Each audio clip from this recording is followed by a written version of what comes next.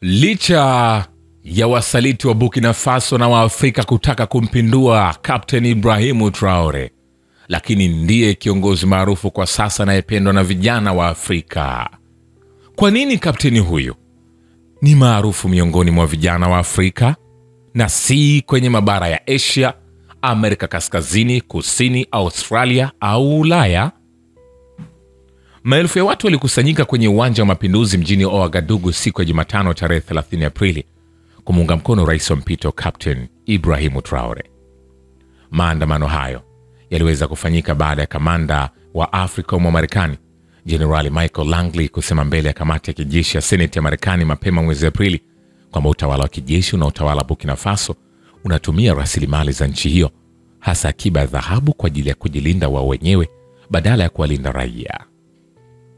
Kauli hiyo Generali Langley ilisababisha hasira na mshtuko miongoni mwa watu wa Burkina Faso na nchi nyingine za Afrika ya Kati na Magharibi na hata nje ya ukanda huo. Serikali ya Burkina Faso ililaani kauli hiyo iliyotolewa na uongozi wa kijeshi wa Marekani ikisema inalenga kuharibu taswira ya nchi. Mamia ya ujumbe na machapisho ya kumuunga mkono Captain Traore yamejaa kwenye mitandao ya kijamii kwenye kipindi cha hivi karibuni. Kupitia jukwaa la X, zamani Twitter, wasanii, wanaharakati, viongozi vijana wa Kiafrika na hata wa Marekani weusi wameonyesha hasira zao kutokana na kauli aliyoitoa Generali Langley wa Marekani. Uungaji mkono huu mkubwa wa kiongozi wa kijeshi wa Burkina Faso Captain Ibrahim Traore unakuja wakati wa mvutano unaoongezeka kati ya nchi hiyo na mataifa ya Magharibi.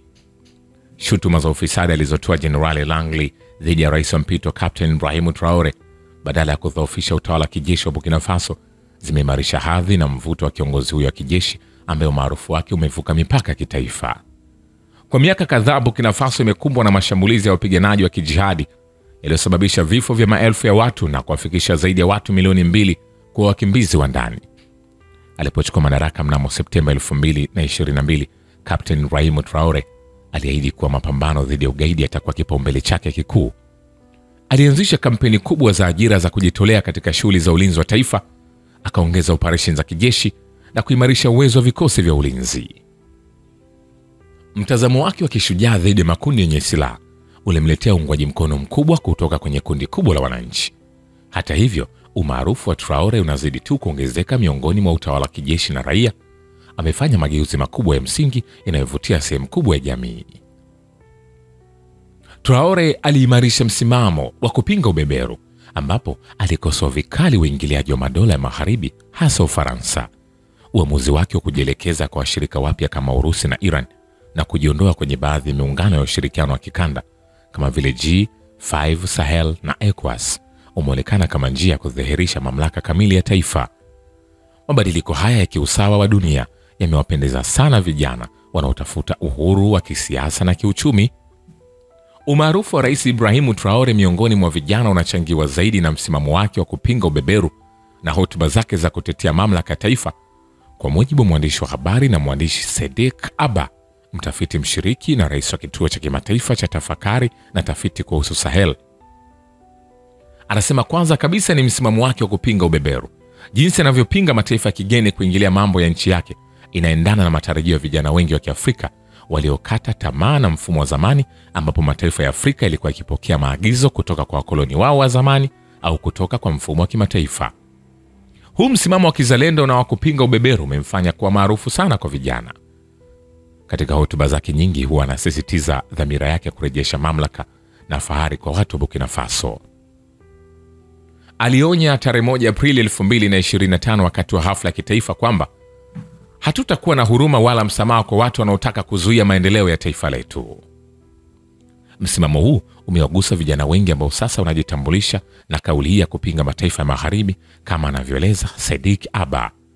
Mwandishi huyu wa habari kutoka Nigeria alisema pia ni kuhusu namna anavyoongea, anavyotoa matamko yake waziwazi bila kuzingatia sana tahadhari za kidiplomasia, akiwashambulia Ufaransa na vyombo vya habari anavyovishutumu kwa karibu na nchi za Magharibi. Yeye ni kijana.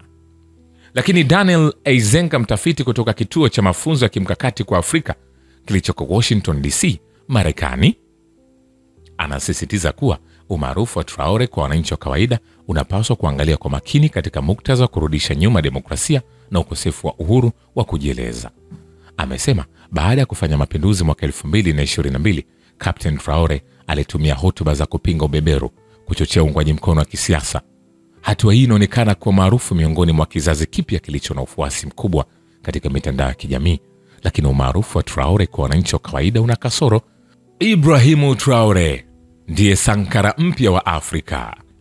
Captain Traore amekuwa ishara ya upinzani dhidi ya ushawishi wa mataifa ya Magharibi, hasa Ufaransa, na jambo hili limepokelewa vyema na idadi kubwa ya vijana. Msimamo wake wa kimapinduzi na kujizatiti katika Umoja wa Afrika unavutia wengi wa watu wa Burkina Faso, hasa vijana. Kuna kipengele cha tatu. Ukweli ni kwamba ujana wa Ibrahimu Traore, ujasiri wake na kusema mambo wazi na msimamo wake dhidi ya ubeberu vinafanana na rais wa Burkina Faso aliyepita, Captain Thomas Sankara, ambaye umaarufu wake karibu miaka 40 baada ya kifo chake hauwezi kutiliwa shaka. Utawala wa kijeshi ulio madarakani nchini Burkina Faso umeendelea kufanya kwa vitendo ili kuimarisha sura yake kwa umma. Uamuzi wa Captain Traore kuachana na mshahara wa rais na kuchukua mapato ya kawaida kama kiongozi wa jeshi pia umemletea umaarufu. Sankara alipata madaraka miaka 1980. Kwenye kipindi cha mwisho wa vita baridi na migawanyiko ya kiitikadi ndani ya jeshi, maafisa waliomuunga mkono waliongoza mapinduzi mwaka 1983. Sankara alionekana kama mpinduzi wa kijamaa. Alijaribu kutekeleza mageuzi ya kisiasa, kuongeza ushiriki wa kisiasa, kuwezesha wanawake, kupambana na ukataji miti ovyo na kupunguza pengo la kijamii. Traore kwa upande mwingine anatawala katika mazingira hatari zaidi, ambapo uwezekano wa kupinduliwa ni mkubwa, japo Mungu yuko pamoja naye. Mapinduzi yake kama ya Damiba yanaonyesha kuwa jeshi lina makundi tofauti. Maafisa wengi wa kijeshi hawakuhusika moja kwa moja katika mapinduzi hayo. Kwa mujibu wa serikali yenyewe, utawala wa kijeshi umekumbwa na majaribio kadhaa ya kutaka kuudhoofisha. Hili linaonyesha jinsi mabadiliko ya madaraka yalivyokuwa ya ghafla na jinsi hali ya kisiasa isivyo imara chini ya utawala wa kijeshi. Tangu alipopata madaraka mwaka 2022, Captain Ibrahimu Traore amechukua hatua mbalimbali za kurejesha udhibiti wa serikali juu ya rasilimali za madini, hasa dhahabu ambayo ndio bidhaa kuu ambayo huuzwa nje na taifa hilo. Mwezi Oktoba alitangaza kufuta baadhi ya leseni za uchimbaji madini zilizotolewa kwa makampuni ya kigeni na kusema, tunajua kuchimba dhahabu yetu na sielewi kwa nini tunawaachia makampuni ya kimataifa kazi hiyo. Uamuzi huu ni sehemu ya juhudi kubwa ya kurudisha sekta madini mikononi mwa wananchi wa Burkina Faso ili kuhakikisha kuwa watu wa kawaida wananufaika zaidi na rasilimali zao. Serikali pia ilichukua usimamizi wa migodi miwili ya dhahabu kwa gharama takriban dola milioni 90 na hivyo kukomesha mgogoro kati ya makampuni ya uchimbaji madini mawili.